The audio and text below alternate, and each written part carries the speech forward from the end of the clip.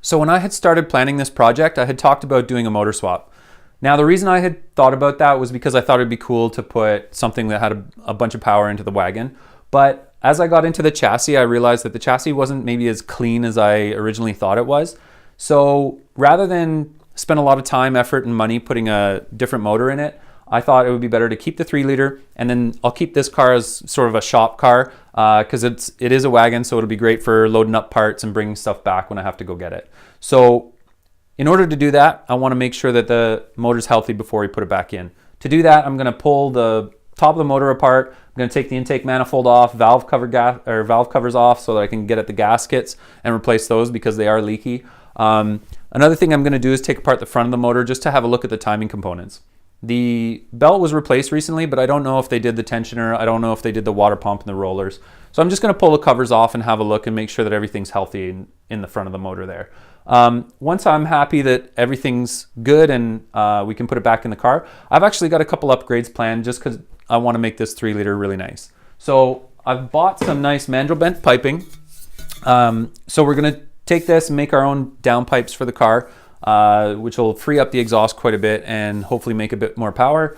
I'm going to have a look at the intake as well. I don't think there's very much I can do there because the Audi stuff's pretty good from the factory, but we might be able to make a little bit more induction noise with that system.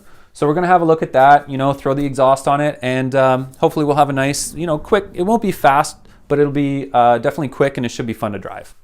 Okay, one of the things about working on this motor is that there's not a lot of information online about it because not a lot of people work on them, not a lot of people keep them in their cars. So what we're going to do is I'm just going to try and wing it. I'm going to try and figure out how to get this thing apart by myself because I don't have a Bentley manual, which I should have one, but I don't. And I couldn't really find a lot of information online for people that had done all this work. Now, the stuff on the top of the motor, in front of the motors, should be pretty simple, pretty straightforward. So we're going to have a look at that. I'll just wing it and hopefully you won't see me break a whole bunch of stuff.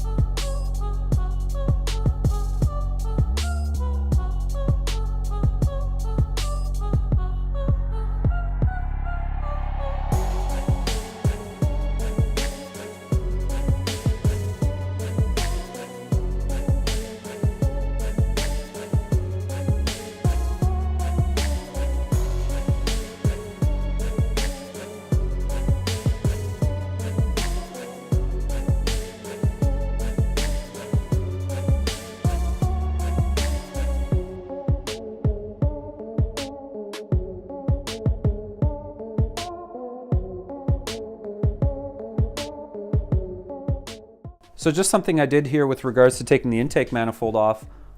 You'll notice that I left the throttle body attached to the motor, and the reason I did that was it was just a lot easier to take those 4 bolts out that hold the throttle body on than it was to disconnect these. There's a couple of vacuum lines here and a couple of coolant lines as well, so it was a lot easier to unbolt those 4 bolts and then slide the intake manifold out of the valley here rather than trying to disconnect those hoses. So maybe a little shortcut there, because a couple of people that I saw talking about doing this manifold removal online left the throttle body on and had to undo all these hoses, and I think this is a little bit quicker, a little bit easier. I just wanted to show you guys a couple of things. Firstly, there's a little bit of oil residue down in the valley here. It's not too bad, but I think it's just another sign that these valve cover gaskets were leaking. You can see that right here on the edge of the valve covers, it's quite dark, and there's some accumulation of dark dirt here that's soaked with oil. So I think it's a good bet that these valve cover gaskets were leaking down into the valley as well as down onto the exhaust manifolds.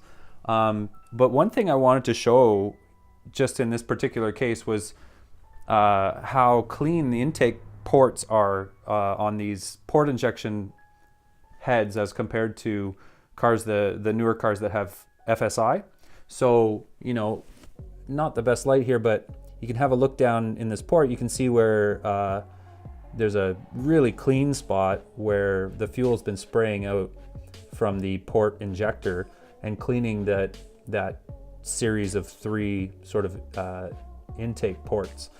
And you know, this is a very high mileage motor if it's the original one in the car, and it's still squeaky clean, or as close to squeaky clean as we can expect.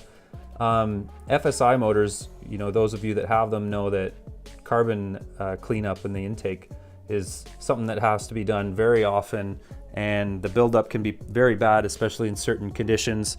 And here's the beauty of a port injection motor. So, you know, this is a feather in the cap of the B6 and the older Audis, right? You get these motors that can run for a really long time. You never have to worry about power loss from carbon buildup in the intake ports, because you don't have to deal with sort of that sludge and carbon that you get from the FSI motors.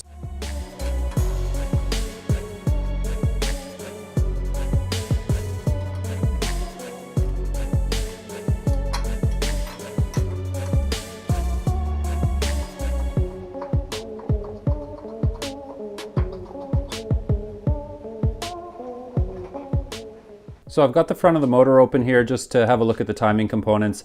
I thought I might be able to sneak the cover out from under the power steering pump without taking the pulley off, but that didn't work out, so I had to take that pulley off. The only reason I tried to avoid taking it off is because sometimes you can mess up those bolts, or the pulley stays stuck to the little snub on the pulley, and you can mess up your pulley trying to get it off with a puller, or you know, whatever. This one came off real easy, so no problem. Everything looks new and fairly recently installed, and seems to be installed correctly, so that's a good thing. I'm really glad I got under the cover here and checked it out, because it's nice to have that peace of mind. I broke a tool trying to get those bolts out. They were a real pain in the ass, but you know what? It's easier to lose a tool now, getting those bolts out, than it is to lose a motor later, because you know, whoever did this the last time didn't replace some of the tensioners or rollers or whatever, right?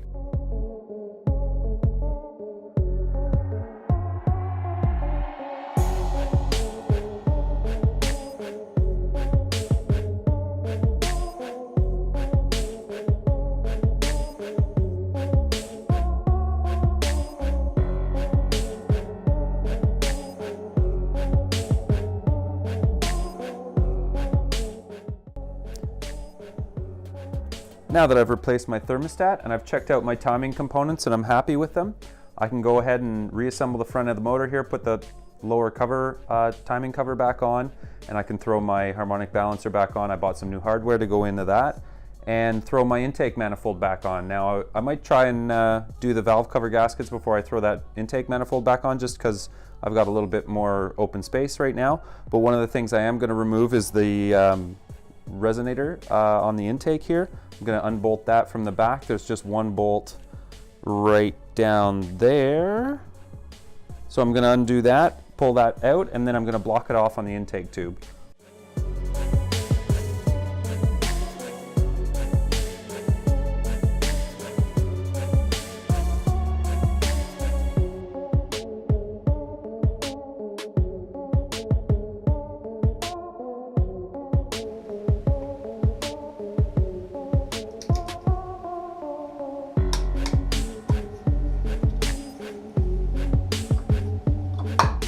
So that's it for this episode, but check us out next time. We're going to replace the valve cover gaskets, and we're going to have a look at the positive crankcase ventilation system, where we've got a couple of busted hoses there. So we're going to implement a little bit of a fix on that, check out those valve cover gaskets, and get the rest of the motor back together. If you want to make sure not to miss an episode, hit the subscribe button below and make sure your notifications are on so that you get every episode as it happens.